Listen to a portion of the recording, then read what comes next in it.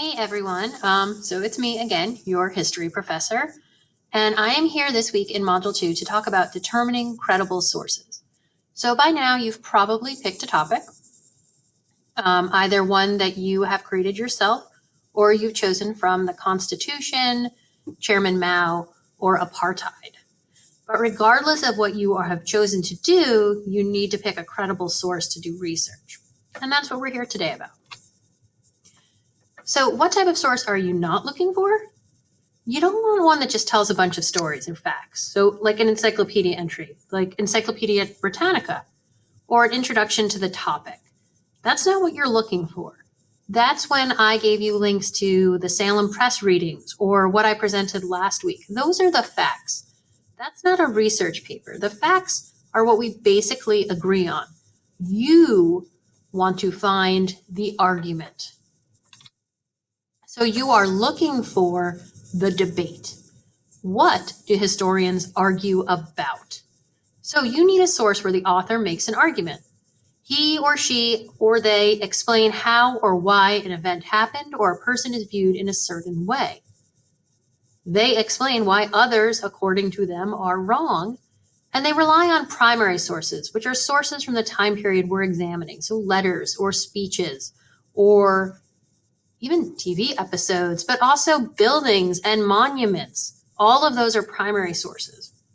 And they explain how they are interpreting the primary source and why it is different or shows something different than what another historian has said.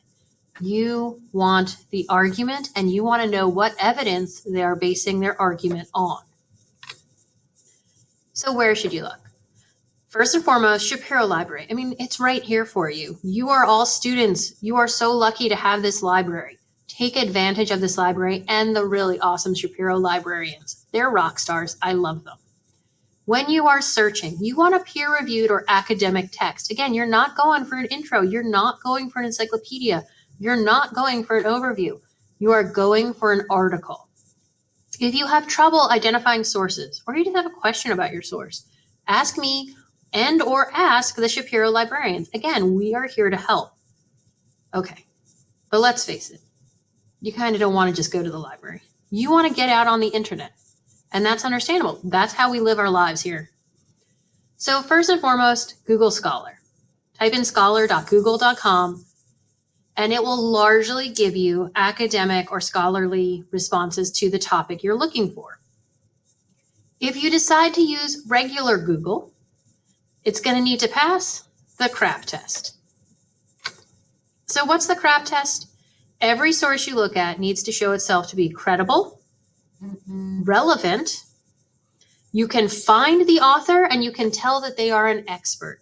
This is where things start to get twitchy. So history.com does not have authors. It brings you to the history.com editors.